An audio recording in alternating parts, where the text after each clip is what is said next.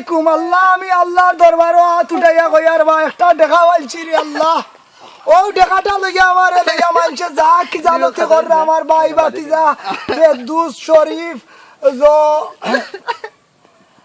সুহেল যা কি জানতে করে বাটি বাড়ির মানুষের কাছে আমি মুখ দেখাইয়া আরতাম পারলাম না আল্লাহ আল্লাহ তুমি আমার বাগানও ফুল ফুটাইয়া দিও আল্লাহ আমি একটা দেখা পাইছি খুব কষ্ট করি রাত দিন 24 ঘন্টা আমি যা মেহনত করলাম দেখার তলে